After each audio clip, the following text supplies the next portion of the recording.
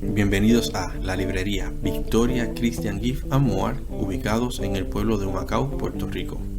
Aquí encontrarás distintos detalles con mensajes cristianos como lo son tazas y marcadores.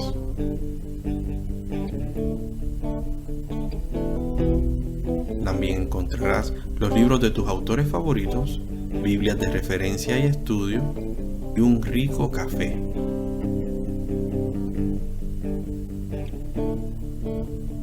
Tutorías de matemáticas y contenido a través de las redes sociales de Actualidad Cristiana. Te esperamos y recuerda, comparte, comenta y bendice. Estás en Victoria.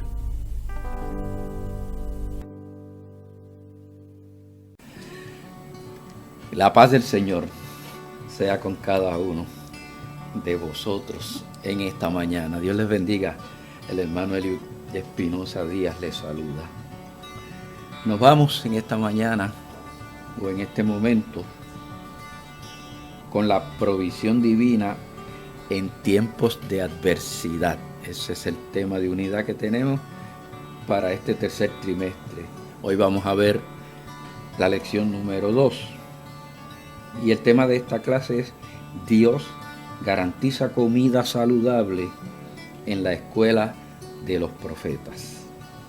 Se está usando como lectura base Segunda Reyes 4, versículos 38 al 44.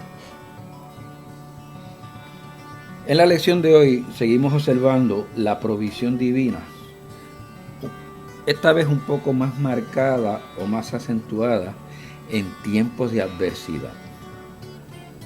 Así que hay que resistirse a la tendencia de enfocarnos en las limitaciones que nos puede presentar nuestro entorno familiar o el ambiente social.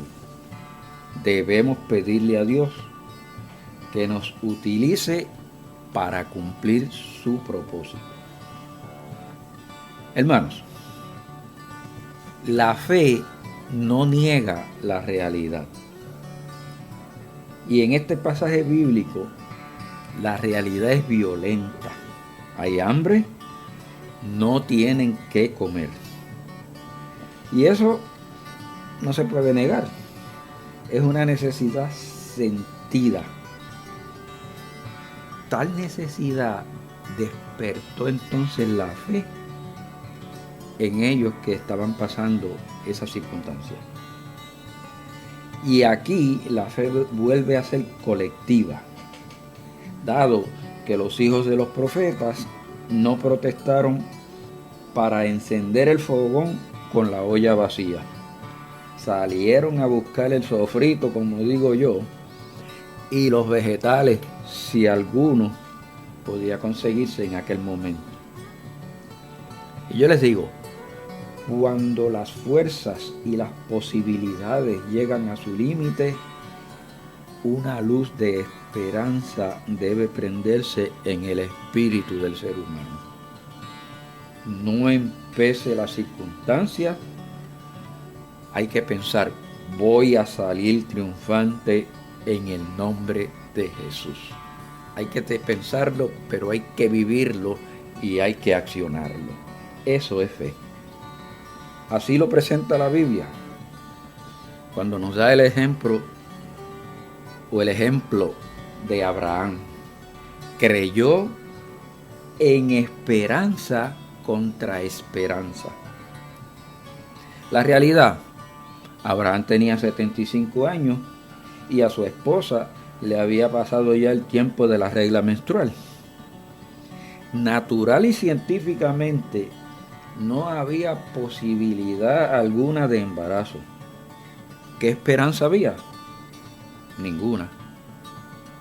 Ahora bien, había promesa de Dios y Abraham creyó, confió y esperó el cumplimiento contra toda posibilidad real negativa. La lección de hoy entonces nos presenta una estabilidad espiritual firme y nos insta a movernos en acción de fe. El leccionario, aunque nos provee buen material para avivar una suficiente interpretación y aplicación, es un poco parco en la explicación de lo que podemos hacer en este pasaje. En un tiempo donde el pueblo se había entregado en su gran mayoría a la idolatría, había desmeritado las ofrendas y los sacrificios, negándose a hacerlo. Los profetas les recuerdan a Israel que los sacrificios y las ofrendas sin la conversión del corazón de nada valen y nada son. Tal sacrificio, tal ofrenda sería rechazada por Dios bajo esas circunstancias. David lo expresó bien claro cuando luego de su pecado y en su arrepentimiento clamó a Dios en el Salmo 51, versículos 16 al 19.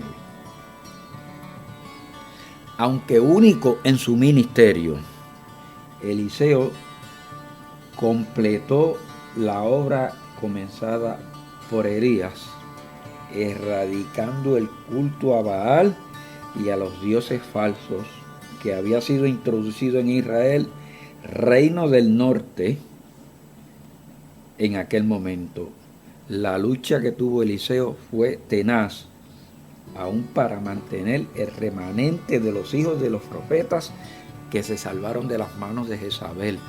Esa es la circunstancia que rodea el caso que vamos a presentar hoy y la intervención de Eliseo como profeta. Observemos algunas enseñanzas y ministerios o en el ministerio de Eliseo. Cuando leo sobre Eliseo, comparo su acción en el momento de su llamado con la mujer samaritana que habla con Jesús en el Evangelio de Juan, el capítulo 4. Cuando ella entendió el llamado del Señor, dejó el cántaro, se fue corriendo y evangelizó a Samaria. Cuando Dios llama a Eliseo por medio de Elías, entendió el llamamiento, mató los bueyes con los que trabajaba, hizo un fricasé con ellos y se lo dio al pueblo. No dejó nada que lo atara, nada que impidiera cumplir con Dios. Véase sobre ello, Primera Reyes 19, versículos 19 al 21. Cuando Dios te llama, suelta el cántaro y no dejes nada que pueda impedirte hacer la voluntad de Dios. Despréndete. Dijimos en la clase pasada que Eliseo es el profeta que más milagros tiene registrado en la Biblia. Aunque con regularidad el profeta señalaba al rey la exigencia divina, al estar el reino del norte totalmente apartado de Jehová, se hacía necesario que los creyentes, los hijos de los profetas, tuvieran una experiencia directa con Dios para afianzar y mantener la fe perseverante. Ese es el propósito divino en los milagros mostrados. Presentar al único y supremo Dios, creador del cielo y tierra, y suficiente para dirigir los designios del mundo o los destinos del mundo, contrario a cualquier otra creencia. Hay hambre. No se ve alimento suficiente ni abundante para ellos. Eliseo da una orden con autoridad divina y sus seguidores la cumplen sin rodeos. Creyeron y actuaron, pero cometieron un error. Echaron en la olla algo indebido: calabazas silvestres. Esto se trata de la planta llamada coloquíntida, que produce unos calabacines del tamaño y la forma de una china. Su sabor es muy amargo, es excesivamente laxante, produce disentería, diarrea, y es peligrosa si se ingiere en gran cantidad, puede producir la muerte. Este comentario lo extraje del comentario escrito por Matthew Henry. Por el sabor, se dieron cuenta que algo malo había y aumentó la escasez. Pues si esto no sirve, nos quedamos con hambre. Recuerda esto: si prendes fuego extraño en el altar, te producirá muerte. Nunca adulteres el culto a Dios, que sea limpio, que sea puro. Gritaron: Eliseo, varón de Dios, hay muerte en la olla.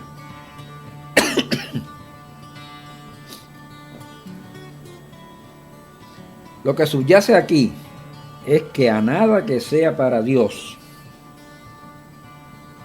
se le añade ingrediente equivocado.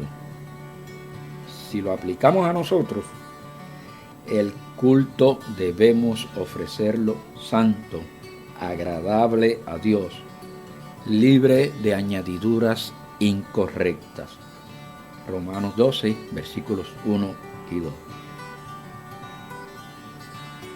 Aquí Eliseo hace intervención y da otra orden: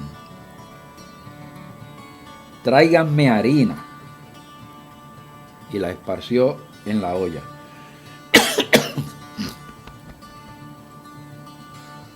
Ahora pueden comer. Este acto lo lleva a cabo el profeta personalmente, no envió a nadie. Eliseo acciona en un paralelismo similar a un acto de ofrenda no sacrificial ante Jehová.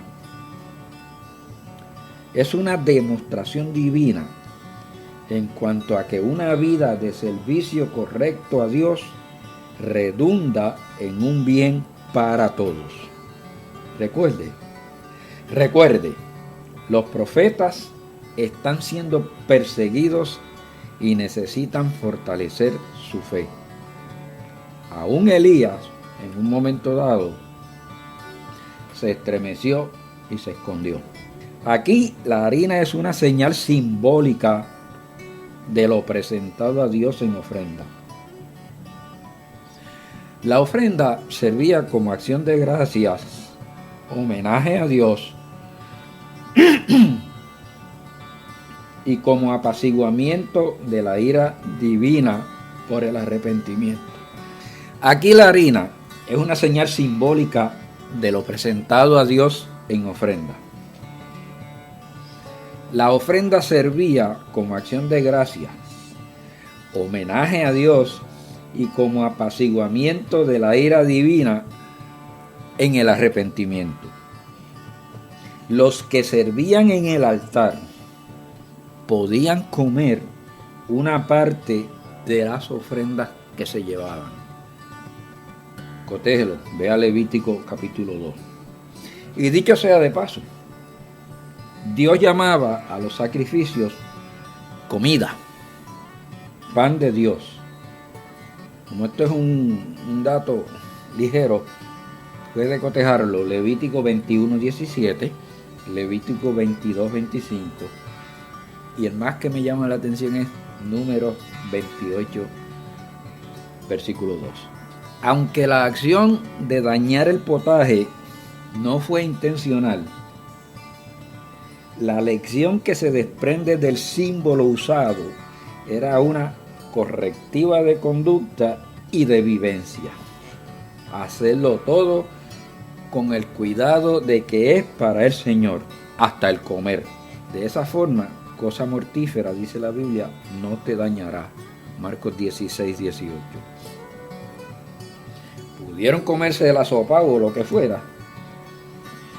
Cuando lo haces correctamente, Dios lo recibe como ofrenda grata a su presencia y te lo devuelve en bendición. Recuerda, esta es una clase de enfoque. Lo que estamos es avivándote el campo para que puedas desarrollarlo. Vamos a ver la alimentación de los 100 hombres. El Dios que provee. ¿Cuántos? Póngase a pensar, ¿cuántos han escuchado el testimonio de una persona que puso la olla sin tener nada que cocinar en su casa? Por lo menos en mi iglesia se escucha, o en la iglesia que yo asisto. Al rato tocaron la puerta y apareció qué echarle a la olla. Pregunto, ¿has vivido algo parecido? ¿Te atreves a prender la olla sin tener nada que echarle? De una o de otra forma, muchos, por no decir todos, en un momento dado hemos pasado una circunstancia parecida y hemos visto la mano provisora de Dios en ese momento. Porque el Señor es misericordioso y su misericordia es nueva cada mañana. Ahora bien, la lección nos presenta una enseñanza dividida en dos partes. Una persona trajo las primicias conforme a la ley y estaba bien hecho.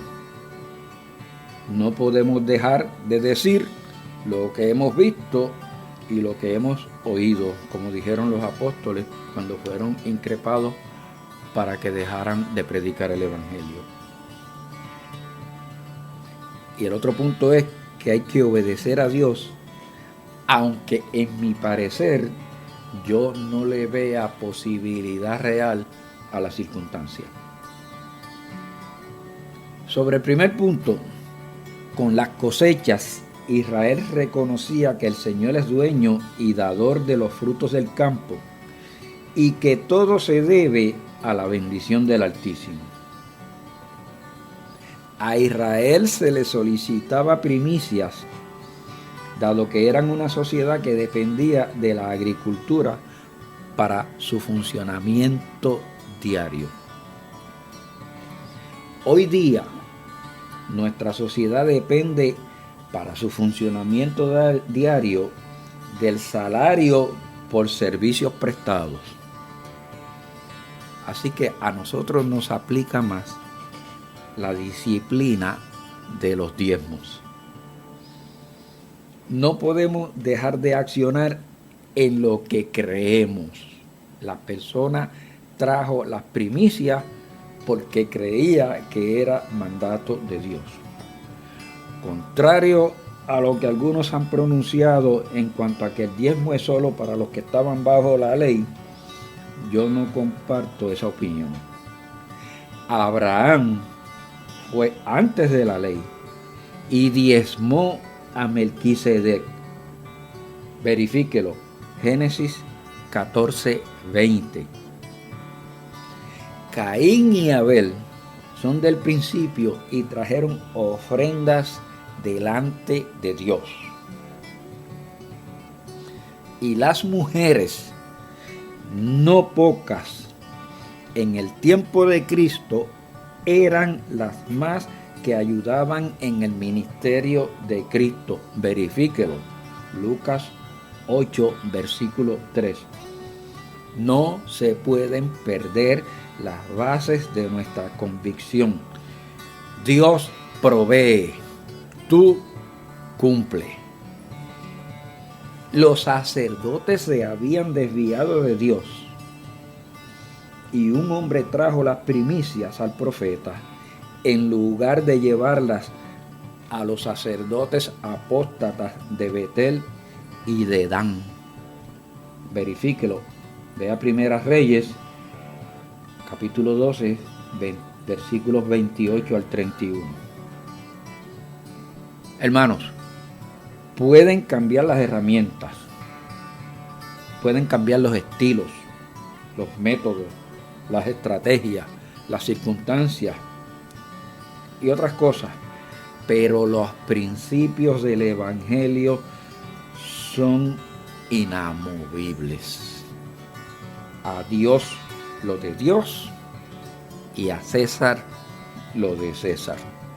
Mateo 22, 21. En Dios no hay mudanza ni sombra de variación.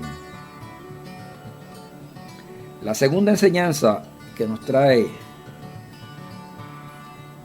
este pasaje en la primicia que trae el varón ante el profeta, alude nuevamente a la obediencia. El hombre trae la primicia y el profeta le dice: sírvele de ello a esta gente. Yo me imagino escuchar la respuesta del hombre: ¿qué? Aquí hay 100 personas. ¿Esto no es suficiente? Y el profeta le dice: sírveles, que Jehová ha dicho que va a dar y va a sobrar. Bendición hasta que sobreabunde. Malaquías 3:10. El varón obedeció, comieron y sobró. Dios lo multiplicó. Te pregunto, ¿cuántas veces has cobrado tu sueldo semanal, quincenal, como sea, y has pensado: no me da para cubrir los compromisos? Aún así, después de pagar tu diezmo, has pagado todos tus compromisos y te sobró. Te asombras por la forma en que Dios lo multiplica. Decíamos en la clase pasada que Samuel le dijo a Saúl: se agrada Jehová de los sacrificios más de que se le obedezca. Los discípulos de Cristo estuvieron toda la noche tratando de pescar y no obtuvieron ni una sardina. Al amanecer aparece Cristo y les dice: vuelvan y tiren la red. Pedro responde: lo hemos estado haciendo toda la noche y no hemos encontrado nada, pero en tu nombre lo haremos de nuevo. Pedro no protestó, ni los discípulos. En tu nombre lo vamos a hacer. La pesca fue innumerable. Verifíquelo, Lucas 5, versículos 4 al 5. Cuando lo haces en obediencia a Dios, la bendición es real. La fe no niega la realidad, pero la realidad es que Dios también se va a manifestar en bendición y misericordia para el que le obedece y para el que le es fiel. Las cosas en el Señor las hacemos desprendiéndonos de nuestro parecer personal. Termino diciéndole que me llamó la atención este milagro porque es bien parecido a la alimentación de los 5,000 que Cristo efectuó y la registró Juan en el capítulo 6, versículos 5 al 14. Hasta las expresiones de los discípulos son parecidas a las expresiones de los hijos del que llevó la primicia. Esto no va a dar, pero el Señor les dijo: denle de comer. Y recogieron el sobrante en cesta. Termino diciéndote: la obediencia a Dios te llevará a conseguir el propósito divino en tu vida. La paz del Señor sea con todos. Seguimos esperando sus respuestas, sus reacciones, y alguna formulación de preguntas que nos va a ayudar para seguir adelante en este ministerio. El Señor sea con todos.